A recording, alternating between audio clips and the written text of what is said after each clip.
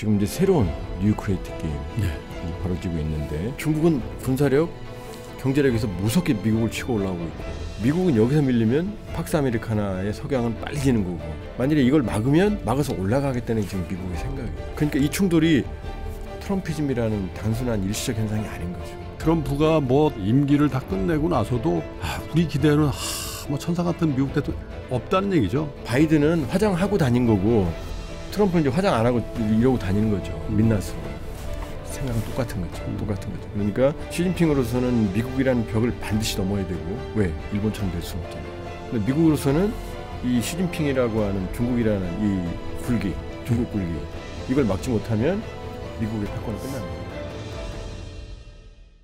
자, 3프로TV 시청자 여러분, 저 김프로가 정말 오랜만에 단독으로 여러분과 함께하는 기획을 새롭게 선보이려고 합니다. 더 레드입니다. 사실 우리 한국을 이렇게 둘러싸고 있는 이른바 얘기하는 강대국들이 있지 않습니까? 미국과 중국의 패권 전쟁이 지금 한창이고요. 그리고 러시아도 이제 다시 패권 국가로서의 위상을 회복하기 위해서 전면에 나서고 있는 상황이죠. 그래서 사실은 남북 간의 문제에 대해서도 참 깊이 있는 컨텐츠를 주고 계십니다마는 러시아를 오랫동안 공부하셨고 관련해서 중국의 공산당 얘기 또 우리 북쪽의 북한에 관련 이게 원래는 빨간색 아닙니까? 한국에서는 빨간색 파란색이 좀 이상하게 분류가 됐습니다마는 그래서 이 레드라는 제목으로 공산주의 국가들 그리고 사회주의 국가들 우리에게 어떤 영향을 미치고 또 향후에 어떤 역사적인 현상들이 우리 앞에 펼쳐질지에 대한 깊은 얘기를 아주 재미나게 해보겠습니다. 조한범 박사님 모시겠습니다. 어서 오세요, 박사님. 네, 안녕하세요. 네. 제목이 어떻습니까? The Red라고. 예, 그 와인 업자들이 좀 싫어할 것 같아요. 화이트도 있는데 그 레드가 금슬이 빨갱이 그러잖아요. 빨갱이. 그렇죠. 그래서 이제 공산주의를 대표하는 색인데 지금 말씀하신 대로 러시아는 뭐 공산주의 국가는 아닙니다. 공산당은 세력이 아주 약해요. 지금은. 예. 푸틴도 공산당원이었어요. 그러나 소련 체제 해체되면서 탈당을 했고 그러나 저 레드에서 시작되는 기원을 가지고 있죠. 그러니까 지금 이 현상 푸틴 독재 그다음에 러시아의 민족주의 이건 빠지고 들어가 보면은 러시아, 소련 그 이전을 관통하는 슬라브 민족주의부터 그다음에 중국은 어쨌든 공식적으로는 사회주의. 그렇죠. 그다음에 북한은 뭐 망가진 사회주의. 그러니까 사실은 이 레드에 둘러싸여 있죠. 그 레드의 거대한 힘이 우리 머리에 있죠. 그러니까 저는 이제 오늘 제목이 뉴 그레이트 게임이잖아요. 네. 뭐 다 아시겠지만 그레이트 게임은 이제 영국이 인도를 지배하고 있을 때 그러니까 러시아하고 영국은 항상 맨수였잖아요. 내려오려는 북극곰, 막으려는 영국. 특히 이제 중앙아시아, 아프가니스탄이 이제 그 주요한 배경이었죠. 러시아는 결국 못 내려왔죠. 아프간 뚫고 못 내려왔는데 그걸 이제 그레이트 게임이라고 그러는데 지금 이제 새로운 뉴 그레이트 게임이 벌어지고 있는데 근데 저는 이렇게 좀 정리를 해봤어요. 질서의 종말, 흔들리는 세계. 여기서 말하는 질서의 종말은 냉전 질서입니다. 그렇죠. 그리고 좀 더 들여다보면 제국주의 시대의 제국들의 경쟁, 그러니까 그레이트 게임도 그렇죠. 그렇죠. 그게 1, 2차 세계 대전으로 이제 제국 간의 분쟁이 끝나고 충돌이 냉전으로 갈리거든요. 그러니까 지금은 저는 뭐 탈냉전기, 탈냉전기 그러지만 전 냉전의 영향에서 그 관성에서 벗어나지 못하고 있다. 그러니까 냉전 질서는 해체가 됐습니다. 소련 동유럽이 해체되면서. 근데 왜 냉전 질서라고 표현을 하냐면 냉전 때는 아이러니하게도 질서가 있었습니다. 그걸 범죄의 질서라고 그래요. 범죄의 질서. 왜냐 조폭들, 그러니까 야쿠자나 마피아 같은 조폭들, 거대 조폭들이 있는 데에서는 잡범들이 설치를 못합니다. 왜냐? 그 조폭들이 이권을 가지고 있으니까. 그러니까 냉전기에는 이제 범죄 용어로 미국과 소련이 각자의 나와바리를 관리했죠. 공산주의 진영, 자본주의 진영. 그러니까 두 개의 진영이 있었고 이 진영 간에는 서로 거래가 없었어요. 네. 일종의 중개무역 정도밖에는. 그러니까 지금하고 다르게 공급망이 두 개 있었던 거죠. 사회주의 공급망, 자본주의 공급망. 네. 따로 놀았습니다.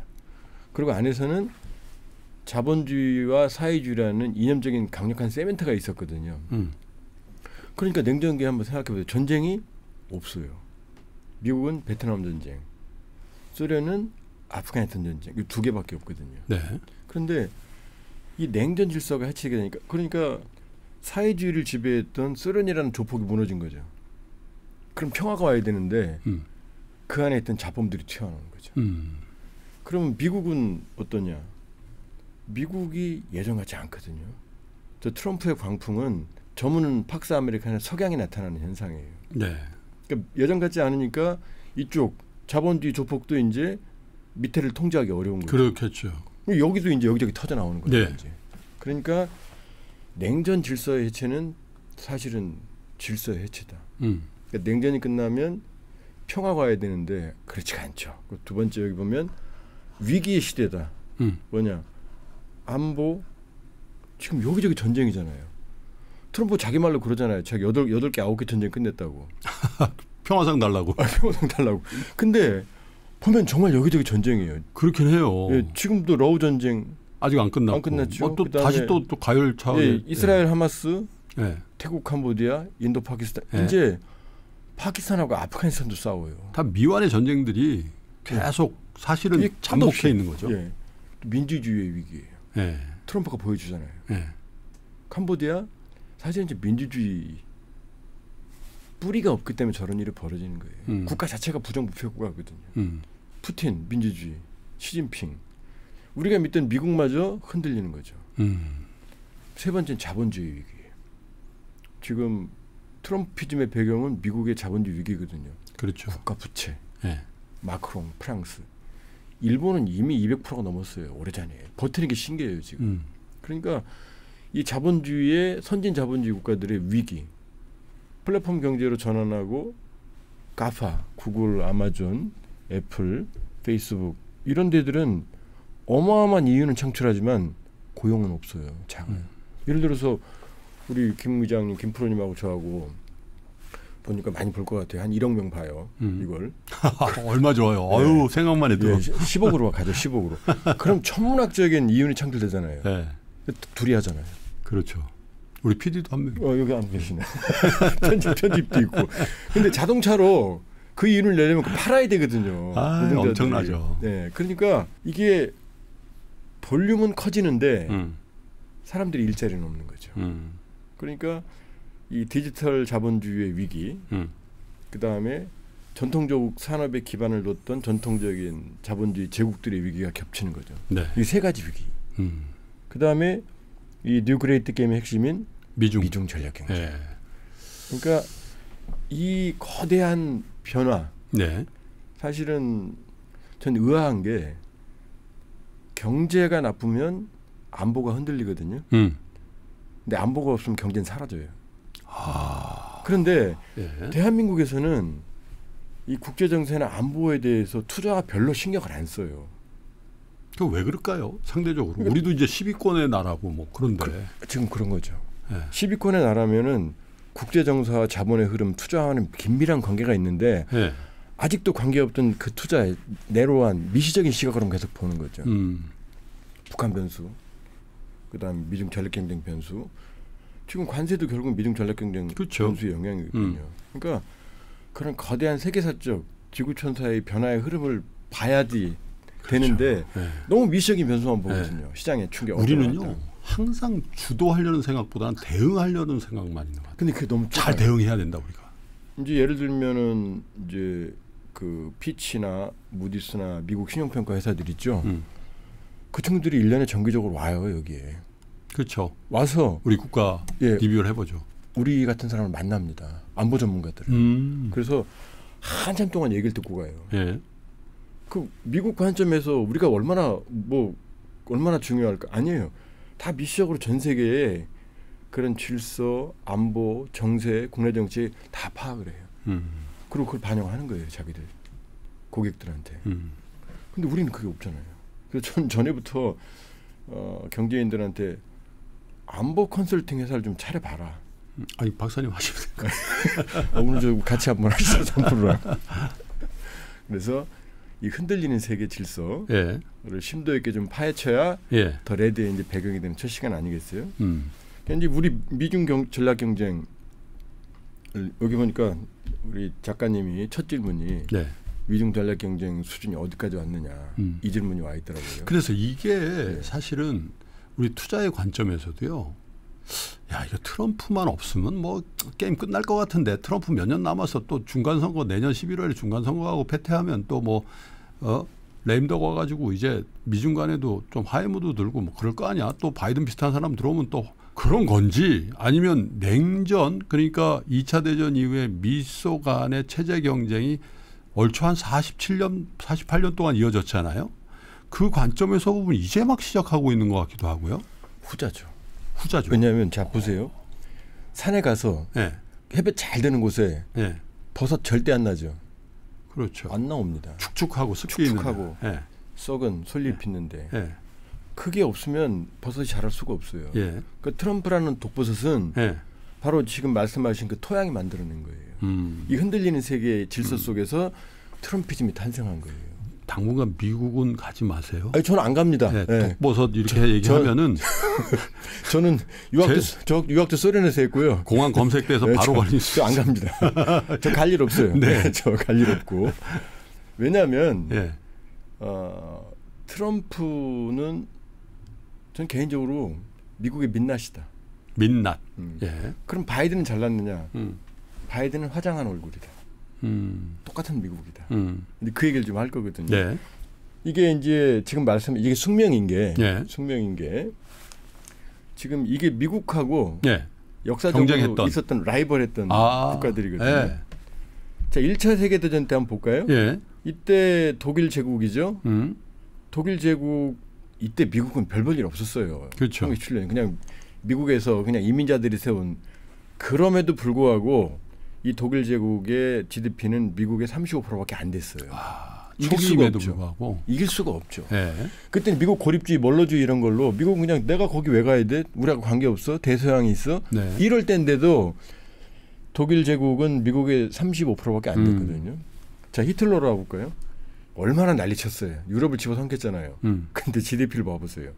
26% 더 줄었네요. 더 줄었죠. 한 10%포인트 줄었네요. 이러니까 히틀러는 이 전쟁을 이길 수가 없었던 거예요. 그러니까 2차 세계대전 때 미국의 어마어마한 물량을 찍어내는 공업 생산력을 보여줬잖아요. 네. 그러니까 나치는 이길 수가 없었던 거죠. 전쟁은 돈이 합니다. 그렇죠. 자, 일본이 참 기가 막힙니다. 1943년 태평양 전쟁 네.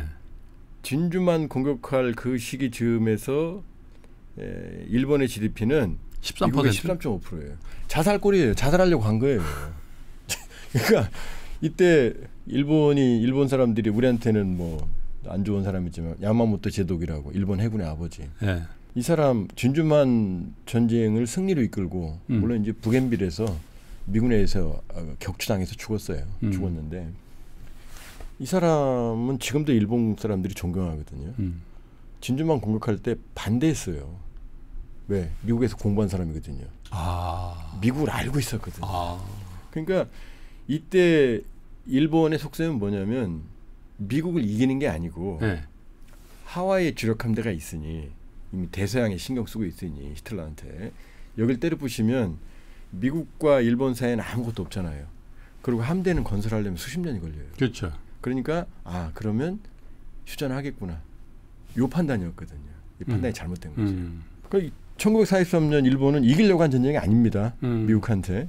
근데 이 일본이 이코노믹 애니멀이라는 얘기가 나온 게 90년대거든요. 그렇죠. 90년에 52.5% 미국 GDP 절반을 넘어가요. 예. 이 위기가 언제 오느냐?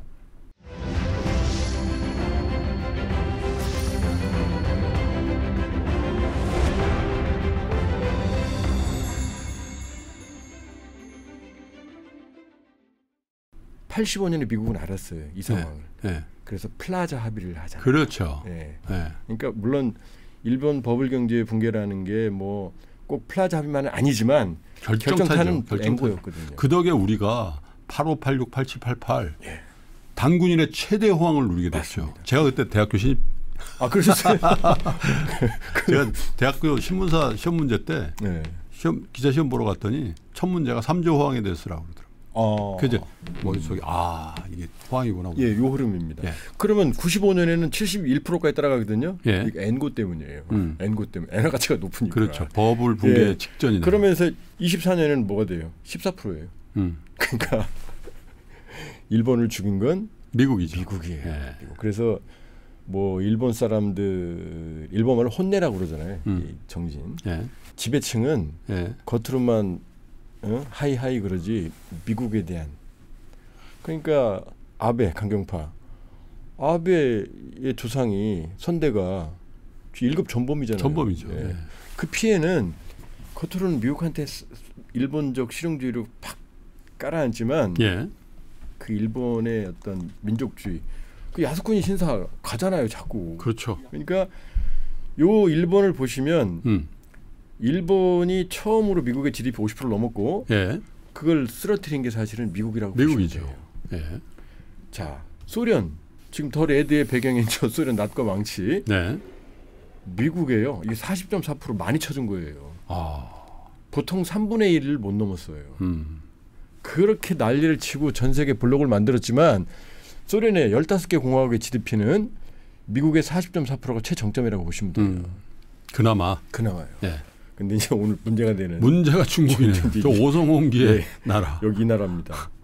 이 나라가 2011년에 48.7%가 온 거예요. 요게 중요합니다. 왜냐하면 이때 오바마 일기거든요. 네. 그럼 이때 일본이 50% 넘어갈 때 이놈들 죽여야지 했으니까 미국도 그런 생각을 했단 말이에요. 그렇죠. 죽이려고 했어요. 네. 근데 왜 이걸 못 막냐? 서프라임 모기지. 리먼 브라더스 파산. 이걸로 미국이 대공황 이후로 두 번째 경제 위기에 직면합니다. 예. 그러니까 2012년에는 52.8% 넘어가고 드디어 2021년에는 76%까지 갑니다. 그러니까 미국 GDP의 4분의 3을 넘어버린 거예요. 네. 그런데 2024년에는 또 떨어집니다. 코로나도 있지만 이건 뭐냐 이제 미국이 죽이려고 맘먹은 거죠 이제. 이제 미국이 죽이려고. 그러니까 이 흐름을 보면 미국이 중국을 어떻게 인식하는지 우리 김 프로님이 말씀하신 뭐죠? 그냥 트럼프는 그냥 나온 게 아니죠. 이 배경인 거죠. 절박한 거네요. 그럼요. 절박한 이걸 거네요. 미국의 지도부가 모르겠어요? 그러니까 오바마, 트럼프 1기, 바이든, 트럼프 2기로 오는 모든 이제 한 놈만 팬다. 중국. 한 놈만 팬다. 그렇죠. 근데 시진핑은요. 여기서 꺾이면 일본처럼 되는 거죠. 끝난다는 걸 알고 있죠. 여기서 꺾이면 중국의 미래가 없고 자기 정권의 미래가 없는 거예요. 이 그림입니다 지금. 자 그러니까 여기서 보면 이제 중국이 무섭게 치고 올라. 이거 경제적인 측면이잖아요. 그렇죠. 군사적인 측면도 한번 봐볼게요. 군사적인 측면이 이제 양면입니다. 물론 중국은 독재 국가니까 뭐 예산을 숨겨놨어요. 뭐 이런 얘기도 많아요. 그러나 일단 겉으로 비교해 보면 한국 돈으로 해볼게요. 지난해 1,144조 원이거든요. 근데 원래 저 1,000조 원이었는데 환율 때문에 저렇게 됐네. 네, 이제 1,400조 갑니다. 근데 중국은요. 300조. 3분의 1도 안 되잖아요. 네. 그러니까 지금 미국이 1위고요. 2위에서 10위까지 합치죠. 네. 그래도 미국하고 거의 비슷하거나 작아요. 그러니까 미국이 대단한 나라예요. 얼마나 대국이에요, 정말. 돈을 쓰는지 알겠죠. 그러니까 이렇게 보면 아까 경제적인 면에는 이제 맞먹네. 근데 군사적으로면은 뭐 별거 아니네. 근데 이제 얘기가 또 달라집니다. 지금 이게 도련선이라는 거거든요. 네. 섬과 섬을 연결한다는 선이에요. 도련. 예. 그러니까 일본에서 시작해서 대만 안쪽에 들어가고 필리핀, 그러니까 남중국해까지. 이게 제1 도련선, 제1 열도선이에요. 네. 지금 중국의 목표는 지금 대만을 중국이 먹을 때, 침공할 때 미국이 요 안쪽으로 못 들어오게 하는 게 목표예요. 대만 포함하는 거죠. 그렇죠. 그래서 이걸 A2AD 전략이라고 합니다. A가 안티 억세스 반접근. 그다음에 에어리어 디나이얼 AD 지역 거부. 미국은 중요한 건 군사력이 있지만 다 항공모함에 실려 있거든요. 싣고 다니거든요. 10만 톤급 항모 니미츠급이라고 그러는데 핵추진 무려 11척이나 있습니다. 그다음에 4만 5천 톤급, 4만 톤급 강습 상륙함 이것도 항공모함이에요. 그 7척이 있어요. 이걸 싣고 그러니까 전쟁 헐리우드 영화 보면은 위기 터지면은 항공모함 쫙 달려가잖아요. 그러니까 얘네들이 오는 걸 막는 개념이 A2AD 전략이에요. 그러니까 이 제1 열도선 안으로는 못 들어오게 하겠다는 거예요. 1차적으로. 네. 근데 2차적인 목표는 더 커요. 여기 일본에 시작해서 괌까지 파푸아 뉴기니까지 해서 여기까지 못 들어오게 하겠다는 제2열도. 예. 제2열도선. 저건 그러면 사실 한국 포함이에요. 그럼요. 네. 이미 제1열도선 안에 우리 들어있어요. 그러니까요. 제2열도선을 막으면 이게 사실은 태평양을 중국이 지배한다는 얘기예요. 그러네요. 그러니까 이게 이제 이 얼마 안 된 8월달 얘기인데 이게 저 CCTV예요.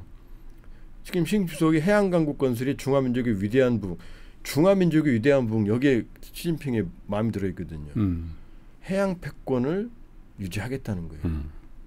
근데 이제 드디어 문제가 발생합니다. 지금 해군력을 비교해 보면 주요 함정으로 보면 네. 미국이 297, 중국은 370척이거든요. 네. 척수는 앞서요. 근데 중량으로는 절반도 안 됩니다. 항공모함 때문에 그렇죠. 왜 항공모함 때문에 그렇죠. 그리고 대형 많거든요. 근데 이제 뭐가 문제냐면 지금 조선 산업을 비교를 해보면 뭐 수주 잔량, 뭐 건조 능력 다 합쳐야 되는데 중국 1등이죠. 예, 중국이 한 55% 정도 장악한 걸로 보거든요. 우리가 대단합니다. 우리가 한 30%. 대단하죠. 예, 일본이 한 10%. 일본이 미국이에요. 미국은 0.1%. 세계 상선 시장에서.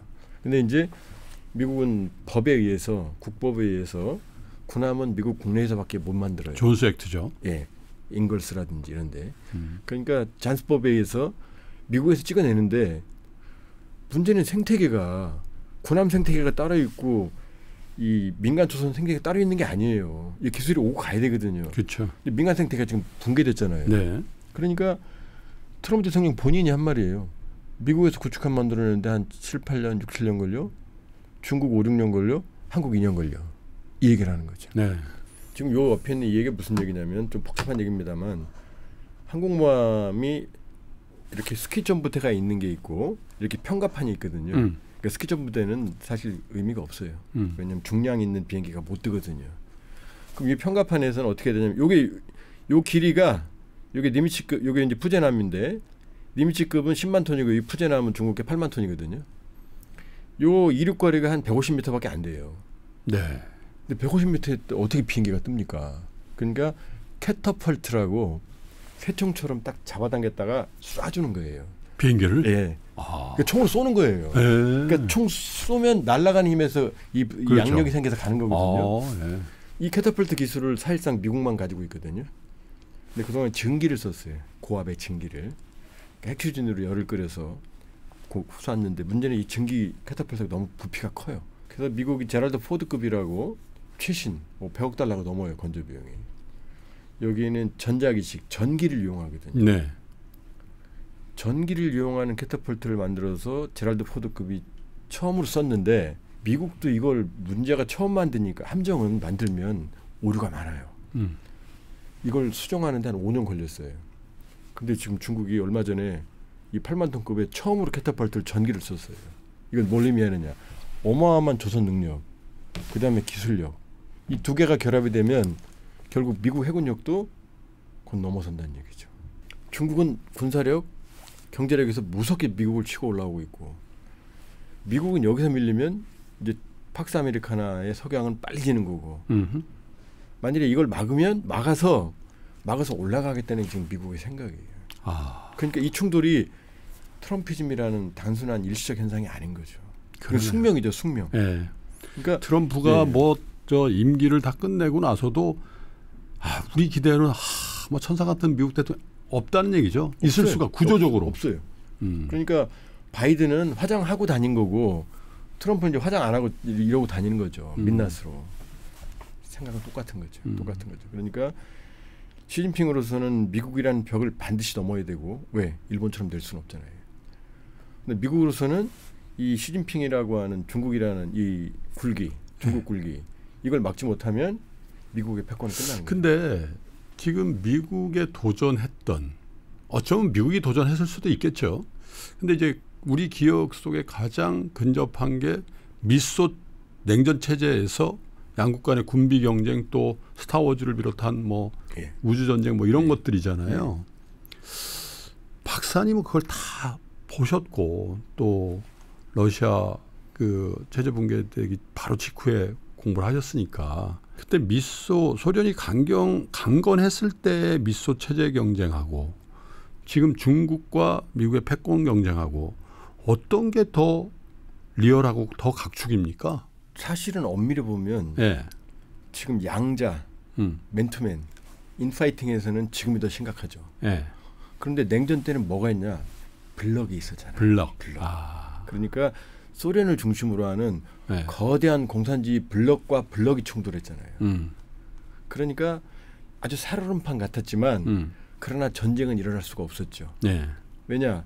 양측 다 어마어마한 핵과 무력을 가지고 있고 치명상을 입힐 수 있었고 충돌하면 이게 진영 간의 충돌이 돼버리니까 그러니까는 사실은 그때는 우리가 모두에 말씀드렸잖아요. 범죄의 질서가 유지가 됐다. 두 조폭이 유지하는. 근데 지금은 이제 양자 대결이에요. 지금 미국은 바이든은 진영을 형성하려고 그랬어요. 민주주의 세계 정상회의. 중국은 니네는 아니야. 그다음에 중국은 지금 1대1을 통해서 그쵸. 자기들만의 진영을 형성하려고 그래요. 둘 다 안 돼요. 지금 민주주의 어느 나라가 민주주의? 미국 자체가 민주주의가 흔들리는데. 그다음에 중국의 한계. 중국이 진영을 형성할 수 있을 만큼의 도덕적 헤게모니를 가지고 있나요? 당장 지금 캄보디아 사태 배후도 중국이잖아요. 중국 정부가 원한 건 아니지만 중국이라고 하는 자본이 진출하고 1대1로 그 중국 자본이라는 그러니까 새로운 차이나타운의 현상인 거예요. 옛날에는 중국 노동자 쿨리라고 하는 노동자들이 전 세계로 흩어지면서 중국 문화의 하층 문화를 형성했지만 지금은 미얀마, 캄보디아, 라오스 여기는 뭐냐면 중국 자본이 들어간 거예요. 그러니까요. 그래서 이번에 지배적인 헤게모니를 장악하고 그렇죠. 여기에 카지노, 도박, 모든 사행산업 이권이죠. 자본이 들어간 거고 네. 여기에 범죄가 형성이 된 거거든요. 그러니까 이런 기현상, 이런 현상 속에서 캐대어는 전 세계 랭귀지, 글로벌 랭귀지로 파고 들어가는데 중국 만화영어는 안 통하잖아요. 되죠. 네, 안 되죠. 한계예요. 그러니까 지금 양측 다 냉전의 진영끼리의 충돌이었다면 지금은 이제 미국과 중국의 인파이팅이 돼버리는 거죠. 그러니까 더 첨예하네요. 지금. 더 첨예하고 충돌 가능성이 더 불가측한 거죠. 지금이. 더 충돌 가능성이 높아지죠. 그때 냉전이랑 진영의 싸움이니까. 그러니까 긴장관계 유지. 그렇죠. 그죠? 근데 지금은 우발적 충돌 가능성. 그 다음에 또 하나는 저놈을 쓰러뜨리지 않으면 내가 쓰러진다라는. 그러니까 냉전계는 공포의 균형이 이루어졌다 그러면은 지금은 한 놈은 쓰러뜨려야 되는 거예요. 지금. 근데 냉전은 어쨌든 독일의 경우도 또 소련의 경우도 일본의 경우도 다 미국을 상대로 해서 다 몰락하고 붕괴하고 망해버리는 그런 국면까지 가더군요. 그러니까 극적으로 양국이 야 오늘부터 잘 지내자 이런 거에 대한 일말의 기대도 안 해야 될 것 같다는 생각이 들어요. 지낼 수가 없잖아요. 네. 지금 37조 달러에 달하는 미국 국가부채에 파고 들어가 보면은 중국이거든요. 거대한 무역 적자. 왜냐하면 지금 트럼프는 중국이 우리 등쳐서 관세 우리는 안 매겼는데 쟤네들은 관세를 매겨서 우리가 당한 거야. 근데 그게 지금 무식한 얘기입니다. 미국 하면 그 마트에 우리 지금 마트 카트 있습니다만은 카트 끌고 가서 어마어마하게 물건 싸고 이걸 큰 외건에 실어서 집에 가서 풋볼 보면서 마시는 이게 미국 문화잖아요. 그렇죠. 소비, 풍요. 그 왜 풍요롭냐? 아주 저가의 양질의 물품들을 수입해서 소비한 거예요. 그러니까 관세를 높이면 안 되는 거죠. 그러니까 우리는 어떻게 했느냐? 우리 부모님들은 새벽 6시에 나가서 밤 12시까지 김밥 먹고 휴가라는 건 없고 우리 어릴 때 외식이란 말이 없었어요. 아, 그럼요. 네. 그러니까 그렇게 뼈 빠지게 일해서 양질의 물건을 값싸게 미국에 팔았단 말이에요. 그럼 들어온 말이 맞죠. 근데 한국은 우리는 관세 높였어요. 왜? 수입 물품이 싸면 저축하고 투자를 해야 되는데 이걸 소비하잖아요. 그러니까 우리 어릴 때 어떻게 했어요? 덮어놓고 소비하다 거지된다, 알거지된다. 뭐 혼분식, 그다음에 재건복. 외제 쓰면은 선생님한테 적발. 통장 만들어서 애들한테 맞아요. 일주일에 한 번 선생님한테 검사 받아요. 예, 검사 받아요. 그럼 저축 안 하면 손바닥 맞고 그랬거든요. 도장 찍어주고. 예, 그건 왜냐? 강제 저축이거든요. 투자하기 위해서. 그러니까 소비할 수가 없잖아요. 그러니까 안 먹고 안 쓰고 안 입고 안 놀면서 물건을 파는 걸 저 사람들은 어마어마하게 소비한 거거든요. 우리가 도둑질한 게 아니라 사실은 미국이 도둑질한 거죠. 편하게 쓴 거죠. 그런데 이 가장 큰 이 원인이 중국이거든요. 지금 여기서 지금 국가부채가 생긴 거거든요. 네. 근데 이 문제를 해결 안 하면 미국은 이제 쓰러지는 거죠. 이 동서냉전 체제가 해체가 됐잖아요. 네. 그 진통이에요. 그러니까 새로운 질서가 생기는 과정에 투키디데스 함정. 그러니까 기존의 패자. 여기에 치고 올라오는 중국. 충돌이죠. 이거는 피할 수 없는 거죠. 그러니까 한동 코피 터져야 되는 거죠. 네. 여기에 지금 우리가 껴있고 세계가 껴있는 거죠. 네. 우리가 나중에 다룰 러우 전쟁 이런 것도 모두 다 그 냉전의 그 관성이 유지가 되고 있는 그렇군요. 거예요. 그러니까 미소 양강 체제는 해체됐는데 이게 새로운 국제질서 재편으로 가야 되는데 네. 지금은 미국은 과거처럼 절대 강자가 아니고 중국은 치고 올라왔지만 아직은 절대 강자는 아닌 거죠. 네. 그러니까 흔들리는 절대 강자 미국과 절대 강자에 근접하는 중국이 충돌하고 있고 자, 그러니까 이게 지금 이 혼돈이고 두 번째는 뭐냐면 이러다 보니까 전 세계의 냉전기와 같은 그 냉전적 질서가 다 깨져버린 거죠. 다 깨져버린 거죠. 예. 그러니까 이게 슬픈 거죠. 냉전이 깨지면 평화가 와야 되는데 평화가 안 오는 거죠. 이제 여기저기 잡범들이 여기저기 지역 맹주, 그다음에 지역 갈등, 그다음에 미국과 소련이라는 냉전적 질서가 눌렀던 이제 스프링들이 있었는데 이게 딱 놓으니까 펑펑펑펑 튀어나오는 그래도 거죠. 그 고르비 이후에 소련이 붕괴되고 독일 통일로 상징되는 소비에트 체제가 무너지면서 러시아로 들어오고 중국은 WTO 가입을 하고 뭐 이러면서 그래도 평화의 시기가 좀 있었던 거로. 그게 착시예요. 그 착시인가요? 예. 볼까요? 이게 소련이 91년 12월 26일 날 붕괴하거든요. 이제 이쪽 포스트 소비에트 공간이라고 그러거든요. 그러니까 소비에트가 무너진 그 공간. 자, 일단 유고슬라비아 끔찍했잖아요. 보스니아 헤르체고비나 얼마나 많은 사람이 죽었어요. 인종 청소, 학살. 그 누구죠? 저 청소 도살자. 그 다음에 아르메니아, 아제르바이잔. 우리를 치면 충청 남북도였거든요. 근데 아르메니아는 기독교, 러시아 쪽 정교고, 아제르바이잔 이슬람이죠. 여기서 또 피비린 나는 학살극이 벌어져요. 자, 종교 전쟁이죠. 나고르노 카라바흐. 이게 지금 체첸. 전사들이죠. 체첸. 이 사람들 험하거든요. 체첸 분리주의. 1차, 2차. 그다음 그루지아. 여기는 이제 아파지아하고 유즈나 오세티아라고 남오세티아라고. 오세티아. 여기 또 인종 청소가 또 있어요. 여기서도 안에서. 그다음에 이제 드디어 러시아, 우크라이나 2014년에 크림반도 합병하고 지금 우크라이나 뺏긴 돈바스 쪽 내전이 벌어져요. 2차 아르메니아, 아제르바이잔 전쟁 또 일어나요. 그다음에 이제 2월 24일 날 2020년 러시아, 우크라이나 전쟁이 벌어져요. 키르기스탄, 타지키스탄 국경 문제. 여기 탄탄한 국가들 지금도 서로 으르렁거려요. 다 보니까 러시아 민족을 중심으로 한 소비에트 체제가 붕괴된 이후에 조폭이 사라지니까 안에 튀어나오는 거죠. 이제. 그러면 미국은 괜찮냐? 지금 평화시대 아니에요. 자, 걸프 전쟁, 아프가니스탄 전쟁, 최근 2021년에 철수했죠. 이라크 전쟁, 리비아 내전, 시리아 내전 최근에 끝났죠. 뭐 끝난 것도 아직 아니에요. 예멘 내전, 후티 지금도 있죠. 아프리카, 루안다, 소말리아, 콩고. 여기 제가 전에 만들었던 건데 인도, 파키스탄 올해 붙었죠. 그다음 태국, 캄보디아 붙었죠. 지금 가장 최근에는 어디가 붙어요? 파키스탄하고 아프가니스탄이 또 붙어요. 전쟁의 시대예요, 사실은. 저 9.11 빠졌네요. 9.11 9.11 네, 그거 제일 중요한 거. 9.11 테러부터 네. 시작해서 그러니까 이걸 합쳐보세요 지금. 평화식이 아니었어요. 그러네요. 아니었어요. 우리가 다만 네. 저희는 그냥 박스 아메리카다. 네, 박스 아메리카는 이제 세상 끝났어 네? 라고 생각했던 거죠. 아닙니다. 이제 냉전이 끝나면 암스 컨트롤. 네. 군비 통제가 돼야 될 거 아니에요. 네. 암스 레이스잖아요. 지금 트럼프가 뭐라고 그래요. 야 너네 3.5% 해.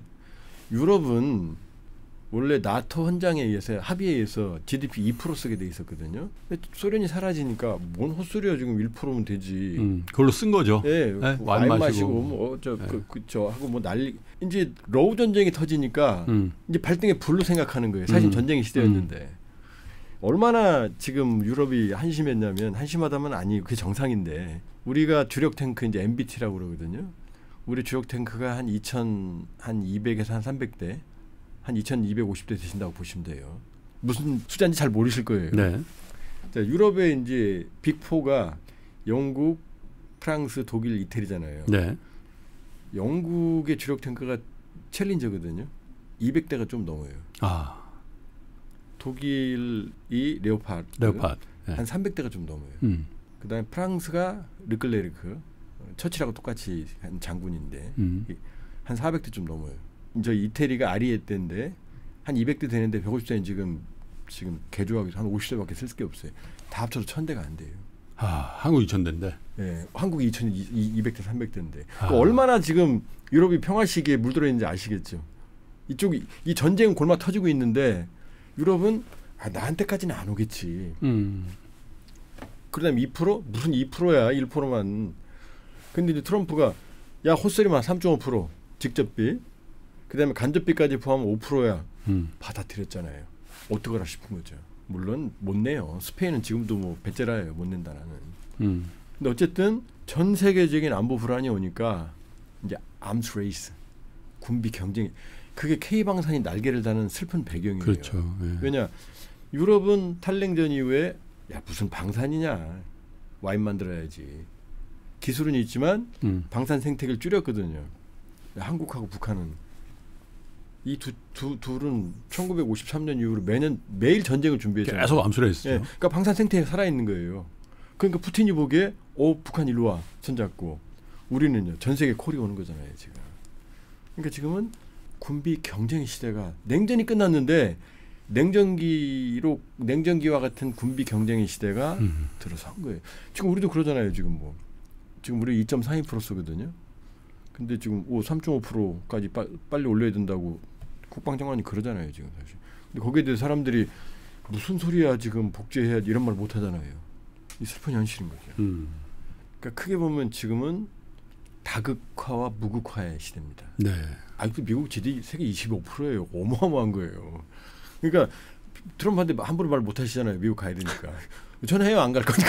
자, 그만큼 아직도 저 다음 달에도 가야 돼요. 아직도 미국 저랑 했다고 못 가는 거 아니에요. 그러니까 아직도 미국은 강자예요. 네.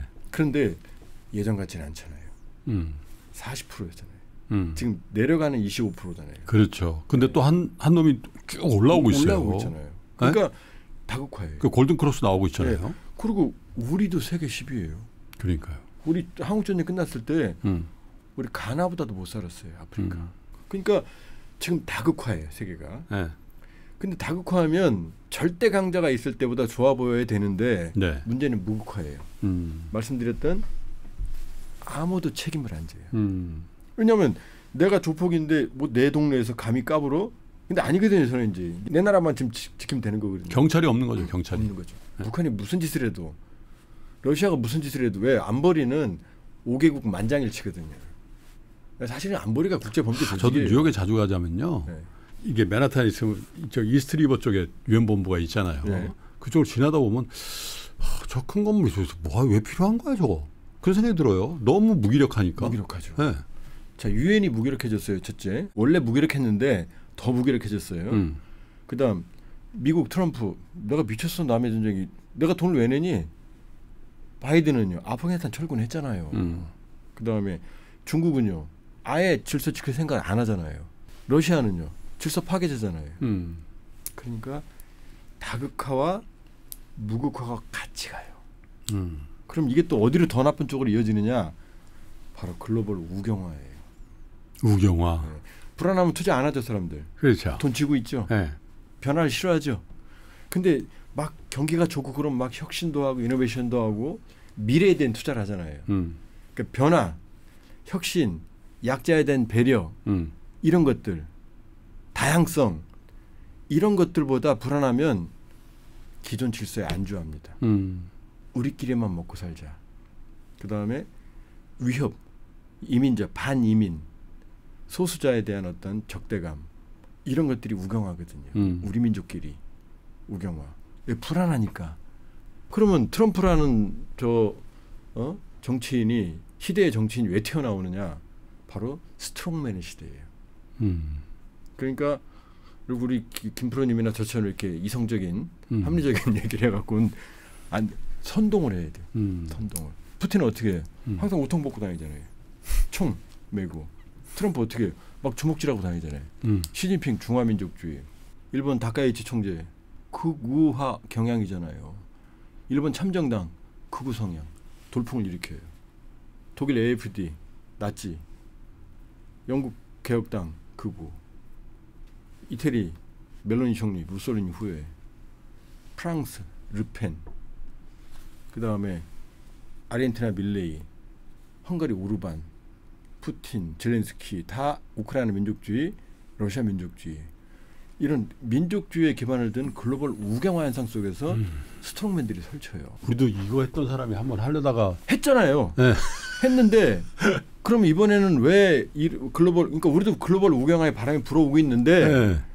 이분이 비상계엄으로 사고를 치니까 이게 역풍이 불어버린 거죠. 역풍이 분 거죠, 사실. 그러니까 우리가 눈 똑바로 떠야 돼요. 그러니까 우경화는 뭐 하나의 흐름이니까. 그런데 문제는 극우가 온다는 거죠.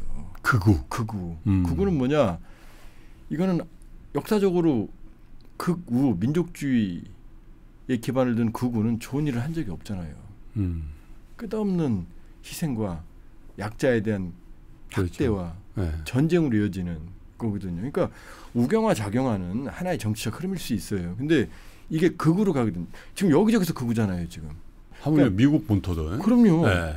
트럼프도 보세요. 지금 정확하게 네. 극우 성향인 거예요. 지금 네. 민주주의 파괴. 아메리칸 민족주의가 어디 있어요? 자기들이 다 이면 온 사람들인데. 그렇지. 네? 트럼프도 아버지 때 이면 온 사람인데. 그럼요. 이 와중에 이제 트럼프는 보호무역지 카드 꺼내든 거예요. 보호무역지 카드를 네. 지금. 네. 그러니까 이 글로벌 우경화, 이 불안, 탈냉전의 불안이 안보 위기로 이어지는 거고 네. 이게 글로벌 우경화로 가는 거고 여기에서 이제 극우가 오는 거죠. 다극화 무극화 속에서. 그러니까 이 흐름이 하루 이틀에 끝나겠어요? 안보 위기, 민주주의 위기잖아요. 이게. 그다음에 자본주의 위기, 디지털 자본주의와 선진 자본주의 제국들의 위기. 그러니까 짧게 보면 안 돼요. 그러니까 미국만 있는 게 아니라 마크롱도 지금 이태리 국가부채 터지는 나라들 한둘이 아니에요 지금. 이게 따지고 보면 사회주의가 있을 때는 사회주의라는 거울을 봅니다. 자본주의가. 네. 그럼 자기 화장을 좀 고쳐요 이렇게. 근데 거울이 사라졌잖아요. 야, 우리 너무 분배 신경 안 쓰는 거 아니야? 그렇게 거울 본다는 거죠. 예, 그렇죠. 왜냐하면 공산주의가 파고들잖아요. 근데 지금은 사회주의라는 거울이 사라지니까 자본주의가 자기 얼굴에 뭐가 있는지 모르는 거죠 지금. 그러고 보니까 우리 사회나 전 미국에 자주 간 미국 사회도 그런 거에 대한 사회적 경종이 없어요. 세계가 그래요. 세계가. 그러니까요. 어떻게 1억 천금 한번 해보려고 그러고 예. 막 그죠? 그런 상황이다 보니까 예.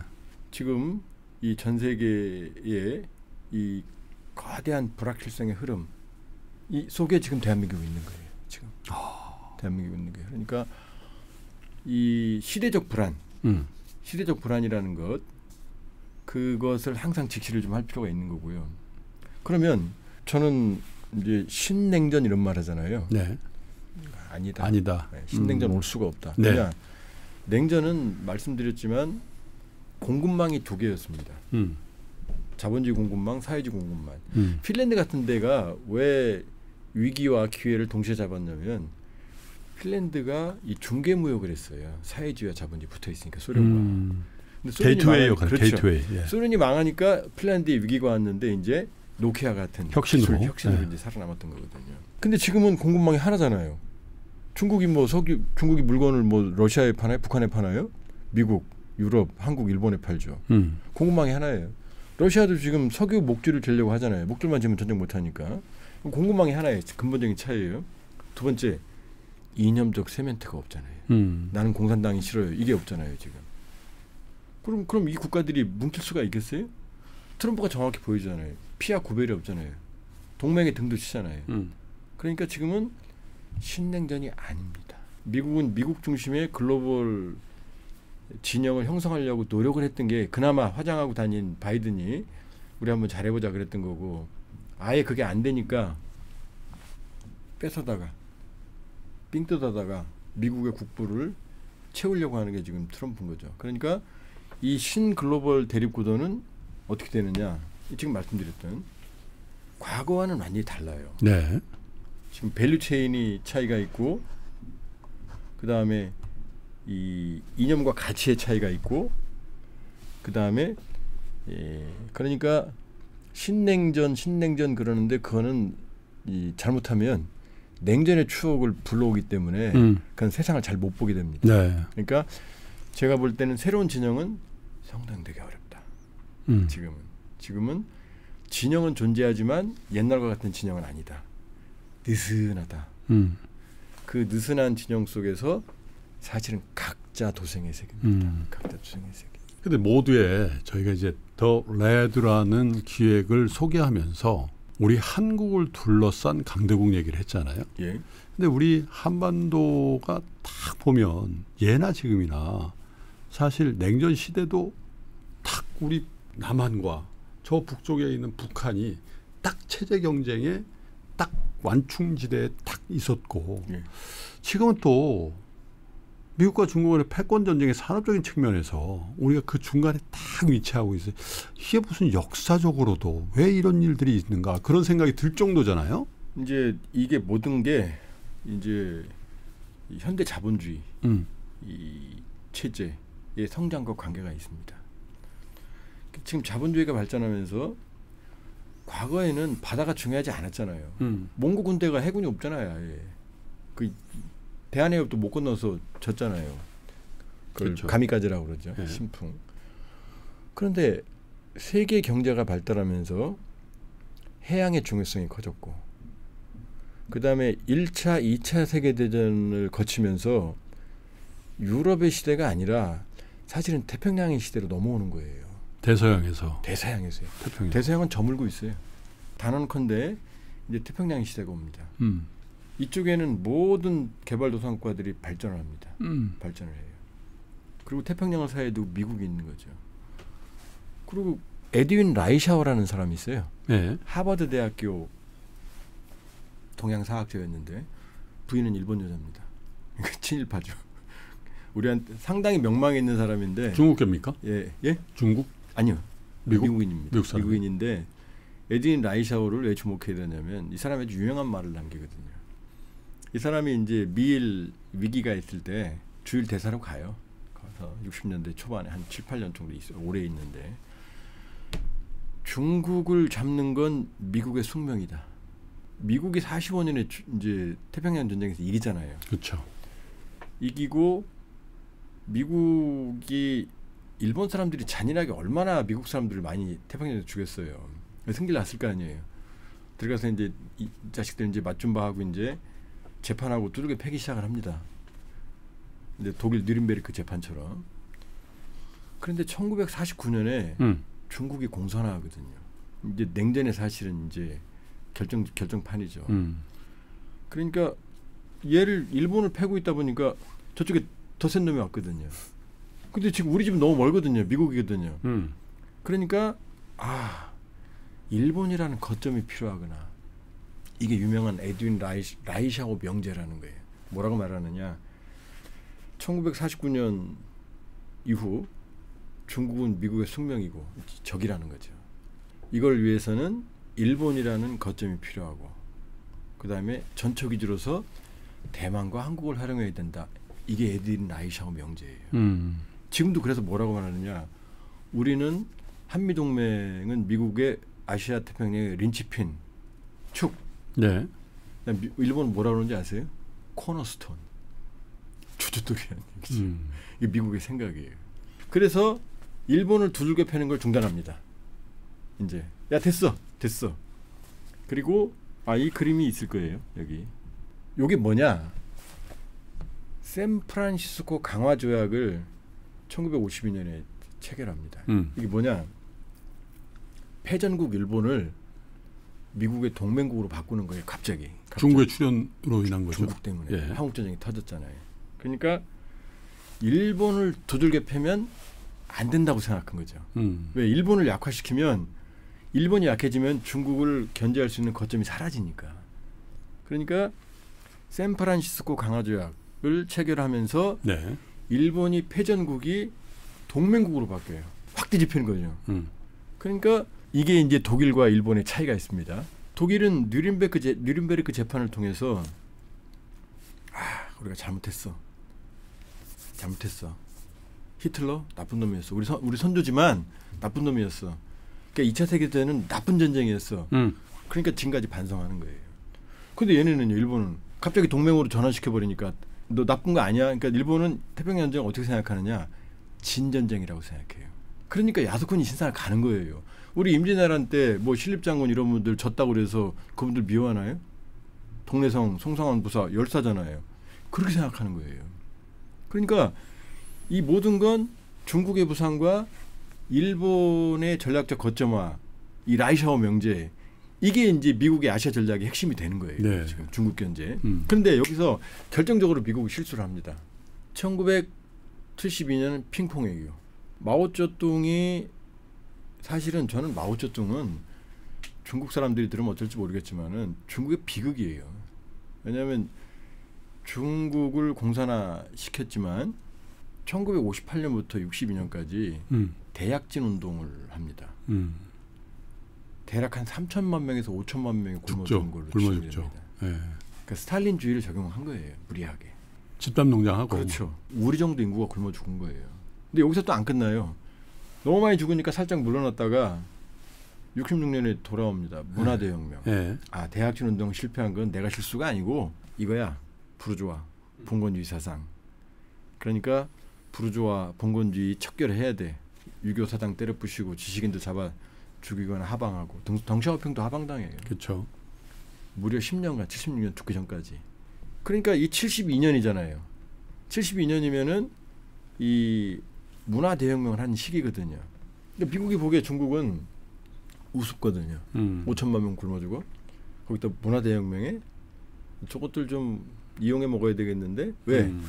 중국하고 소련은 왼수잖아요. 그렇죠. 왜냐하면 대약진 운동이 스탈린주의화인데 근데 후르쇼프는 탈스탈린의 길을 걸었거든요. 거기다가 영토 분쟁 때문에 우스리강. 그러니까 그 유명한 헨리 키신저 국무장관이 핑퐁 탁구로 72년 닉슨이 가는 거죠. 야, 우리랑 관계 맺자. 그리고 이제 76년 죽죠. 근데 이제 제가 정말로 중국의 아버지는 덩샤오핑이라고 생각하는 게 이 사람 때문이거든요. 이 사람이 78년에 그 유명한 흑묘 백묘론을 얘기하거든요. 묘, 고양이. 야, 고양이가 쥐 잡으면 돼. 색깔이 뭐가 중요하니? 우리 먹고 살 거야. 79년 미국과 수교합니다. 이때 미국은 이제 이 중국을 키우면 소련을 몰락시킬 수 있다고 생각한 거예요. 반은 맞았죠.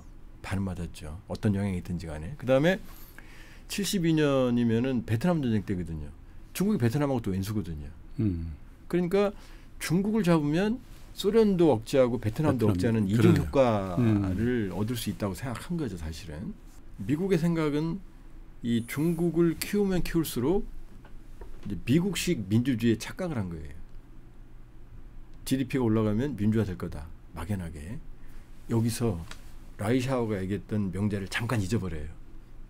중국이 얼마나 거대한 그 적인지를 라이샤오가 깨닫게 해줬는데 그걸 잊어버리고 이제 중국을 무제한적 지원을 해줍니다. 사실은 이제 WTO 가입까지 시켜줘요. 미국이 아니었으면 WTO 가입 안 됐어요. WTO 가입 안 됐으면 중국 여기까지 못 옵니다. WTO 가입 할 때 미국의 생각은 뭐냐면은 13억, 10억이 넘는 시장을 내가 활용해야지.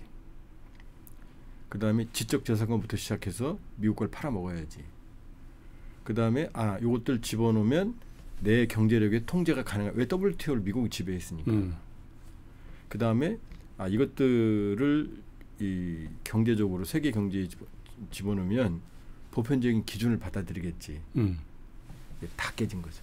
그러니까 오늘날 중국이라는 거대한 G2를 만들어낸 건 미국이에요. 본인들이 만들었어요. 그리고 그러네요.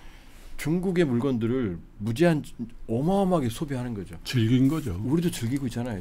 이게 다 지금 우리도 뭐 우리 3명 중에는요. 정프로가 즐겨요. 템으로. 그럼요. 그건 뭐냐? 워낙 싸요. 예, 그걸 미국은 이미 한 거예요. 70년대, 80년대, 90년대에 중국 걸 갖다가 어마어마하게. 그러면서 이제 어느 날 눈 뜨고 보니까 일본만 저 맘먹는 줄 알았더니 이제 저긴 14억이잖아요. 이 탄력을 묻으면 이 감당을 못 하잖아요.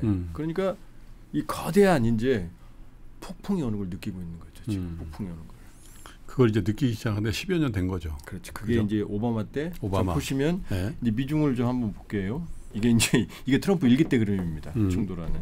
자 보면은 냉전이 해체되면서 네. 이 미중 전략 경쟁이 이제 들어서는 이 과정인데 이 중국의 전략은 이렇습니다. 덩샤오핑 작은 거예요. 그 사람은 뭐 개인적으로 자기 무덤도 안 만들었어요. 그래서 대단한 것 같아요. 화장해서 뿌리라 그랬어요. 마오쩌둥은 천안문 저렇게 중국 인민에게 고통을 준 마오쩌둥은 천안문에 걸려 있지만 작은 거인이라고 그러잖아요. 요만한 분이잖아요. 그러니까 맨날 담배 물고 앉았고 우리에게는 중국이라는 거대한 이유를 만들었으니까 무작정 두 사람을 추앙할 수는 없지만 중국인의 입장에서는 어마어마한 인물이에요. 사실은 위대한 인물이에요. 저 인물이 없었다면 그 흥묘백면이라고 하는 중국적 실용주의가 없었다면 그리고 미국을 활용하는 그게 사실 중국을 그 어떻게 보면 제국주의 또 뭐 구습 뭐 이런 걸로도 뭐 해방시킨 게 마오쩌둥이라 그러는데 솔직히 얘기하면 아니에요. 등소평이 해방시킨 거예요. 마오쩌둥은 저 중국 분들 싫어할지 모르겠지만은 고통만 안겼어요. 대학 어떻게 5천만 명이 굶어 죽습니까? 그러니까. 그럼 어떻게 10년이라는 문화적인 지체를 겪게 합니까? 그러니까. 그 10년의 기간은 끝난 게 아니에요. 그 10년 기간 동안에 인텔리전스가 치치된 거예요. 그때 공부한 사람들은 그 중국말 중국 사람들이 별로 안 쳐줘요. 왜 선생들 다 내쫓고 지들끼리 가르쳤거든요. 지들끼리 가르쳤거든요. 홍이. 그렇죠. 예. 홍위병들이. 그러니까 여기서 나오는 등소평은 도광양해라는 거거든요. 예. 이건 뭐냐면은 칼을 가슴 속에 품는다는 뜻이에요. 참는 거죠. 미국이 뭐라고 해도 참고 한신처럼 남의 바지가랑이 겨가면서도 그래 나 밥을 먹을 거야. 그런데 칼은 안 버린 거죠. 마음속에. 중화민족주의. 그러니까 이 도광양의 시기에는 중국은 미국말 아주 잘 듣는 순한 양처럼 그러나 양은 아니었죠. 양의 탈을 쓴 늑대였죠. 최소한. 이게 도광양인데 후진따오 때가 되니까 유소자기 이건 뭐냐면은 그래도 내 할 말은 좀 해야지. 이게 너무한 거 아니야? 그건 너무해. 요게 유소자기예요. 왜? 조금 몸집이 커졌거든요. 미국한테. 이게 다 전략이에요. 자기들 전략. 야, 그런데 말이야. 요 정도. 그렇죠.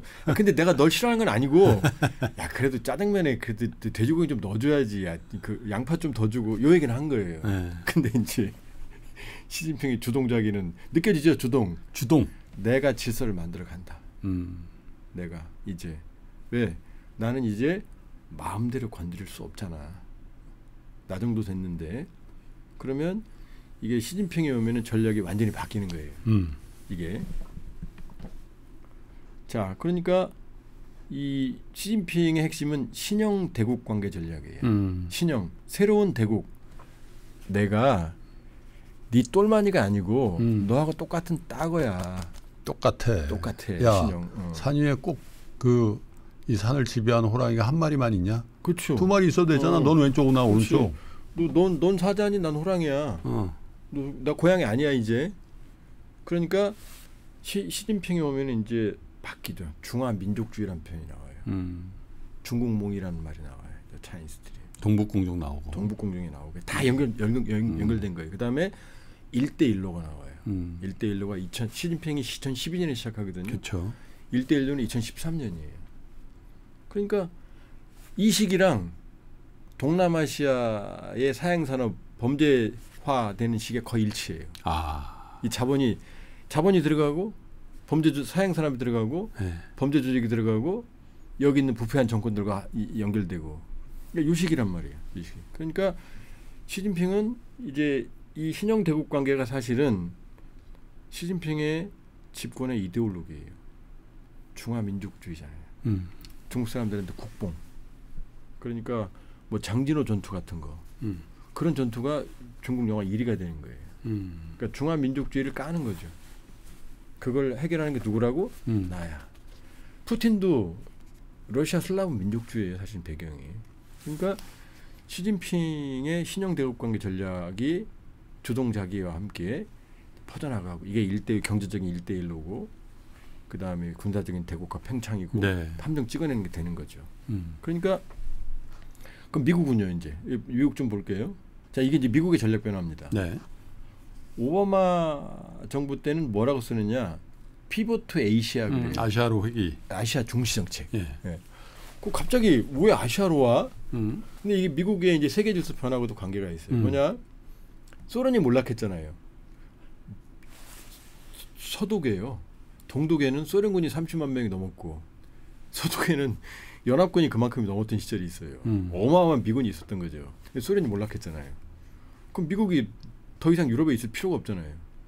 지금 한 8, 9만 정도밖에 안 돼요. 그러면 야 미국에서 병력 빼 남아. 그다음에 두 번째는 이제 셰일 오일입니다. 셰일 혁명. 미국이 이제 고유가 시대가 되니까 셰일 가스를 만들어내는데 이제 비용이 많이 들었거든요. 그거 해결한 거죠. 기술력과. 고유가가 되니까 네. 경제성이 맞아진 거죠. 지금도 이거 중요합니다. 유가가.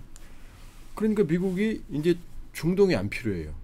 미국이 석유를 수출하는 상황이 됐거든요. 그렇죠. 그러니까 야 중동 니들끼리 싸워. 야 병력 빼. 그럼 남잖아요 지금. 유럽과 중동의 중요성이 현저하게 줄어들었어요. 근데 한놈이 튀어 올랐잖아요 중국이. 그러니까 피벗 아시아 중시 이게 노선이고 군사적으로는 리밸런싱 재균형. 해외에 있는 미군의 핵심 주방위군 막 투입하고 그러죠. 지금 전력이 없어요. 우리 지금 예비군 정도밖에 안 돼요. 미국은 다 해외 원정군의 전력이에요. 유럽에서 중동에서 뺀 전력을 어디로? 아시아로. 누구 잡으러? 중국 잡으러 온 거죠. 중국 잡으러. 지금 이게 바로 이제 오바마 때의 아시아 중시 정책이에요. 근데 이때 말씀드렸지만 서프라임 모기지 리먼 브라더스 이걸로 지가 코피가 터지니까 중국 잡는데 힘겨웠던 거죠. 힘겨웠던 거예요. 그러니까 손 벌리러 갔잖아요. 막 도와달라고. 예. 그러니까 지금은 이제 근데 오바마가 피벗 아시아를 했잖아요. 근데 트럼프가 오니까 이게 갑자기 아시아 중시가 인도태평양으로 바뀌어요. 원래 인도태평양 전략은 아베 거예요. 인태 전략이라고. 예, 아베가 인도태평양. 아베는 지구본을 부감하는 외교라고 그래서 부감이 좀 어려운 말인데 위에서 내려다보는 걸 부감이라고 그래요. 그렇죠. 그래서 일본을 중심으로 지구본을 내려다보는 그런 개념이에요. 일본의 세계 전략이에요. 그래서 인도태평양 전략을 딱 가져갔더니 트럼프가 그거 좋아 내가 쓸게. 왜 인도태평양이냐. 인도태평양이란 말은 사실은 사기예요.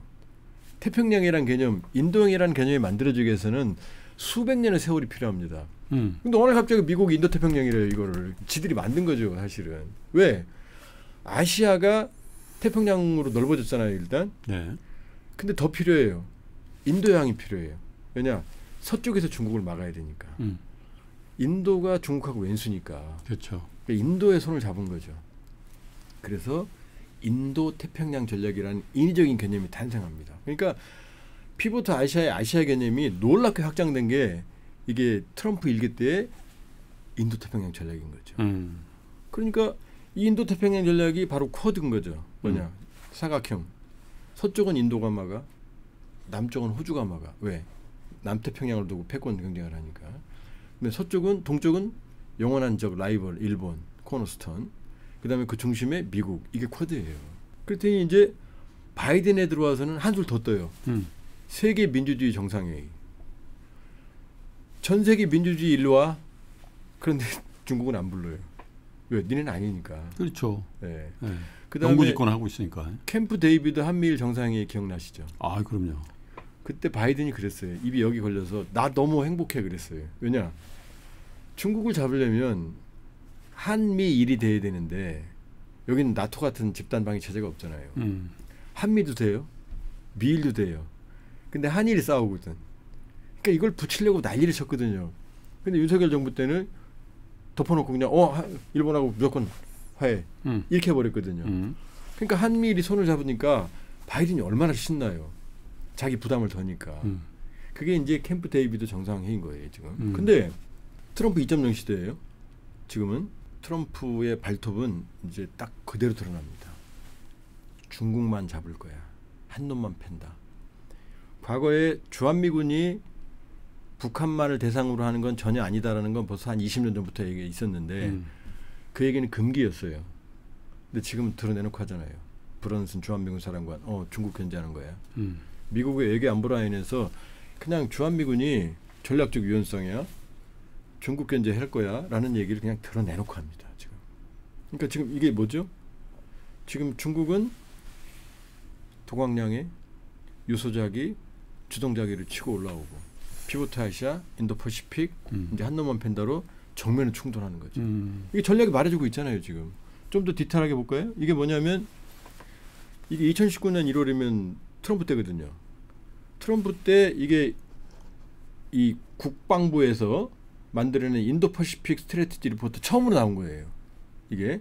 근데 여기 보세요. 여기 뭐라고 써 있느냐. 이 챌린지. 미국에 대한 도전이 1번이 누구냐.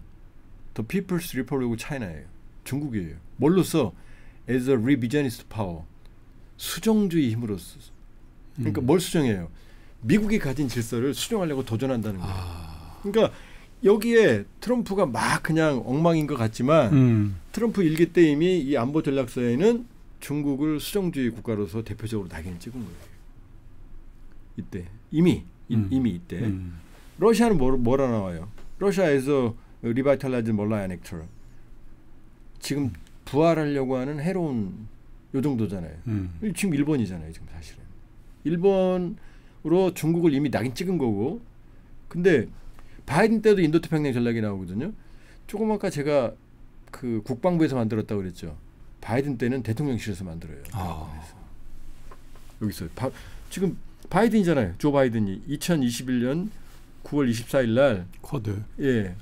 이게 이제 여기서 말하는 거예요, 지금.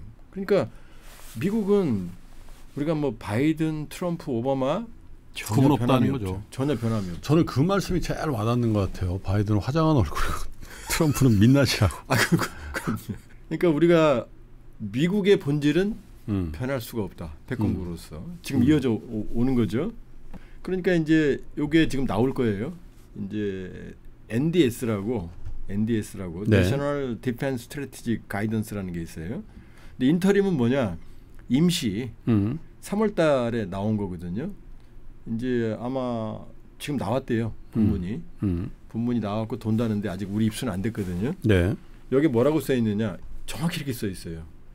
미국은 본토 방위에 총력을 기울이지만 핵심은 이거예요. 중국 견제 및 대만 점령을 저지한다. 이게 1순위예요. 네. 나머지는요. 북한, 러시아 등 니들이 알아서 해. 니들이 알아서 해. 그다음에 방위비 니네 증액해야지.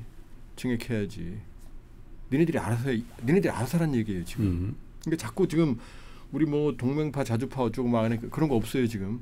미국은 바이든 때 동맹을 중시했던 건 동맹의 힘을 빌리기 위해 했던 거고 트럼프는 동맹의 돈을 뺏어가려는 거예요, 지금. 똑같아요, 그러니까. 똑같아. 차이가 없어요. 현물 징수냐, 현금 징수냐, 그렇죠. 요거네. 그렇죠. 그죠? 예. 야, 니네 역할 좀 해. 네. 아니, 나 돈 내. 이거 똑같은 거죠. 그러니까 이게 어떤 흐름? 미국의 국력이 예전 같지 않으니까. 예전 같으면 이렇게 안 하죠. 예전 같으면 내 마음대로 하죠. 힘이 있는데. 근데 바이든은 우리 힘이 필요한 거고 트럼프는 돈 내놔. 돈 내놔. 사실 이 조한범 박사님하고 저희가 더 레드라는 이제 시리즈를 본격적으로 시작한 오리엔테이션 시간이었어요, 여러분. 왜?